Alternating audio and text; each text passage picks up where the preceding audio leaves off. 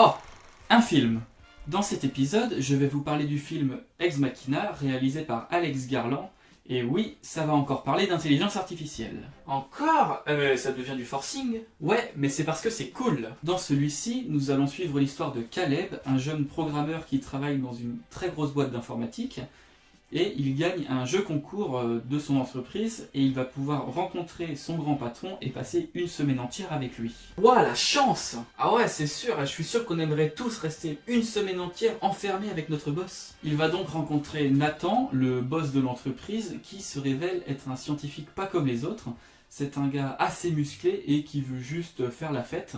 Mais il va lui montrer sa dernière innovation. Il s'agit d'une intelligence artificielle dans le corps d'un robot humanoïde féminin nommé Ava. Caleb, il va tomber amoureux? Mais tais-toi, leur révèle pas tout! Nathan lui explique donc qu'il va devoir faire un test de Turing, c'est-à-dire que Caleb va devoir parler avec l'IA et ainsi il pourra déterminer s'il croit parler à une véritable femme ou à une machine.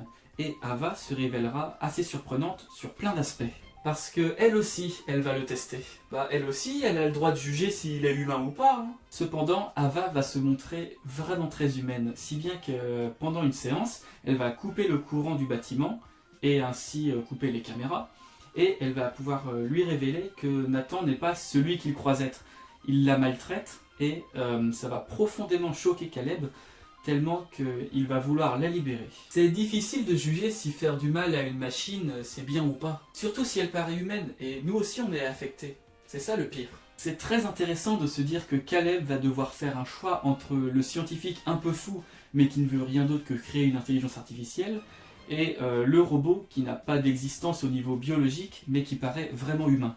L'humain complètement cinglé ou le gentil robot? Ce film est très impressionnant sur plein d'aspects. Déjà sur le robot qui est super bien fait, mais surtout sur le bâtiment en entier dans lequel ils sont, qui a une véritable âme et une très grande importance dans l'histoire. Et les retournements de situation sont très impressionnants tout au long du film. Caleb finira même par croire lui-même qu'il est un robot. Oh mon Dieu! Ma maman m'avait pourtant dit que j'étais un homme comme les autres. Donc pour résumer, Ex Machina est un super film de science-fiction sur l'intelligence artificielle. J'y ai appris personnellement plein de trucs, notamment sur la manière d'appréhender ce type de technologie qui de toute façon fera partie de notre futur. C'est censé être rassurant ça? Bref, regardez-le et vive le cinéma. J'espère que cet épisode vous aura plu. Il y en a d'autres qui s'affichent grâce à des petites vignettes que je vais mettre là. Et le plus important, partagez cette vidéo si vous l'avez appréciée et je vous dis à bientôt.